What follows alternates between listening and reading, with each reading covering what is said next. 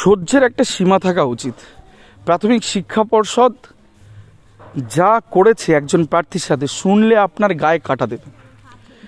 তিনি তার দুটো বাচ্চাকে নিয়ে প্রাথমিক শিক্ষা পর্ষদের অফিসে গেছেন, গিয়ে তার একদম ছোট্ট শিশু তাকে নিয়ে গেছেন, গিয়ে প্রাথমিক শিক্ষা পর্ষদের অফিসে, যেটা এপিসি ভবন সল্টলেকে রয়েছে, সেই অফিসে গিয়ে বলছেন আমি একটা বিষয়ে আমি কথা বলতে চাই। প্রথম কথা, গেটে তাকে আটকানো হলো, সেখানে অসভ্য আচরণ তার সাথে করা হচ্ছে এবং তার পরবর্তী ক্ষেত্রে তিনি যদিও বা ঢুকতে পেলেন কাকুতি মিনতি করে, গ্রাউন্ড ফ্লোরে তাকে বসিয়ে রাখা হলো। তিনি বলছেন যে এসপি অথরিটি কে আছেন, আমি একটু কথা বলতে চাই এই অফিসের আধিকারিকদের সাথে।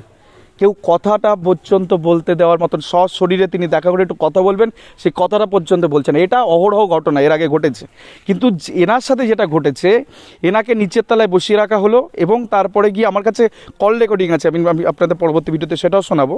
তিনি পরবর্তী ক্ষেত্রে তিনি বলছেন যে আমাকে অন্তত একটু কথা বলিয়ে দিন। তো কথা বলাচ্ছে বাই ফোনে, 5 থেকে 6 বার ফোনে কথা বলছেন, একবার এক একটা বিষয় বলে তাকে ভ্রান্ত ধারণা তাকে দিচ্ছেন এবং তাকে বিপদে চালিত করছেন। সেই আধিকারিক যে আধিকারিকের কাছে তার একটাই দাবি ছিল যে স্যার আমি এতবার আইটিআই করলাম, আমাকে কেন বারবার বলা হচ্ছে যে প্রাথমিক শিক্ষা পর্ষদের কাছে কোনো তথ্য নেই। পায়েলবাগ মামলার ক্ষেত্রে আমরা দেখেছি যে সিবিআই হস্তান্তর করেছে প্রাথমিক শিক্ষা পর্ষদের ডাটা, তাহলে সেটাতেও বা কেন আপনারা তথ্যগুলো দিচ্ছেন না? আজকে আমার ইন্টারভিউ নাম্বারটা দরকার, আজকে আমার অ্যাপটিটিউড টেস্টের নাম্বারটা দরকার, কারণ আপনারা যা করেছেন কোনো কিছু আপনার ফেসবুকে প্রকাশ করেন। হয় কোর্টের অর্ডারে গিয়ে 5-6 বছর পরে গিয়ে আপনি ব্রেকআপ তালিকা দিচ্ছেন, কোর্টের অর্ডারে 7 বছর পরে গিয়ে আপনি কাট অফ তালিকা দিচ্ছেন। তো সেখানে গিয়ে আমার নাম্বার, আমার নিজের, আমি যে পাইনি, কত নাম্বারের জন্য আমি পাইনি সেটা তো আমাকে দেখতে হবে।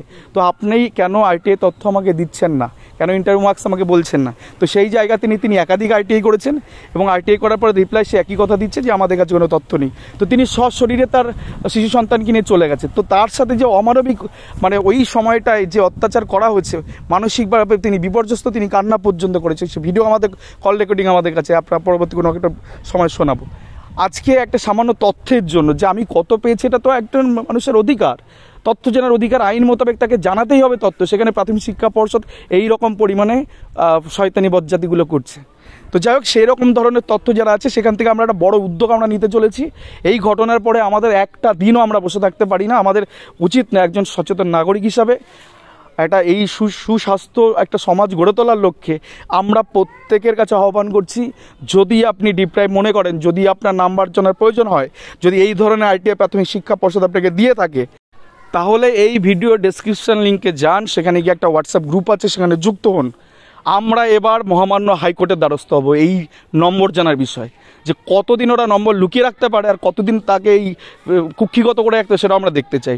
মহামান্য হাইকোর্টের দ্বারস্থ আমরা হতে চলেছি, কারণ যত সংখ্যক প্রার্থী যারা যেরকম ডিপ্রাইভ, যারা মনে করছেন যে কাট অফ ইস্যুর জন্য আমার নাম্বারটা জানা খুব দরকার, আমি ডিপ্রাইভ মনে হচ্ছে আমি ডিপ্রাইভ, তো যে কোনো প্রার্থী 42,949 যারা পার্টিসিপেশন করেছিলেন 2016 প্রক্রিয়ায়, তারা সরাসরি এই ডেসক্রিপশন লিঙ্কে যান, এখানে গিয়ে সরাসরি যুক্ত হন এবং সেই সাথে হোয়াটসঅ্যাপ টেলিগ্রাম গ্রুপের লিঙ্ক দুটোই দেওয়া আছে, না হলে এই হেল্পলাইন নাম্বারে যোগাযোগ করুন। আমরা এবার সকলকে একত্রিত করে 3টে ভাগে ভাগ হয়ে আমরা মহামান্য হাইকোর্টের দ্বারস্থ হবো এবং প্রত্যেকের নাম্বার বের করে নিয়ে আসবো, যে কত নাম্বার ইন্টারভিউতে পেয়েছে, কত নাম্বার অ্যাপটিটিউড টেস্টে পেয়েছে। এরপরেও একটা কথা বলে দিই, যারা এখন আইটিআই করেননি, এখানে গিয়ে অ্যাডমিন যারা আছে তাদেরকে ফোন করুন, এসএমএস করুন, বা এই হেল্পলাইন নাম্বারগুলোতে বলুন যে ফরম্যাট দিতে। ফরম্যাটে কেস নাম্বার উল্লেখ করে, পায়েলবাগের কেস নাম্বার উল্লেখ করে, যে সিবিআই হ্যান্ডওভার করেছে সেই অর্ডার কপিকে অ্যাটাচ করে আপনি আবার নতুন করে আইটিআই করুন। আইটিআই আপনি যেমন করলেন, তারপর সামান্য কিছু ফিজ, সামান্য কিছু নমিনাল ফিজ অতিরিক্ত দিয়ে আমরা মহামান্য হাইকোর্টের দ্বারস্থ সবার নাম্বার, যাতে যত নট এমপ্যানেল প্রার্থী আছে সবার নাম্বার আমরা চাইবো যাতে ডিস্ট্রিক্ট ওয়াইজ প্রকাশ করা হয়। সেই তালিকা দেখতে পাবেন, সেটা যদি বেরিয়ে যায় কত সংখ্যক প্রার্থী যারা যোগ্য হয়েও তারা বাইরে থেকে গেছেন, এই 42,949 প্যানেল ঢুকতে পারেনি। গোটা রহস্যর উন্মোচন আমরা করে ছাড়বো। একটা ডিপ্রাইভ প্রার্থীকে আমরা আর একদিনও বাইরে রাখবো না, চেষ্টা করবো যত দ্রুত সম্ভব তাদের আসল জায়গা তাদের ফিরিয়ে দেওয়ার জন্য। যাই হোক, ভিডিওটা সকলের কাছে শেয়ার করে দিন। ধন্যবাদ।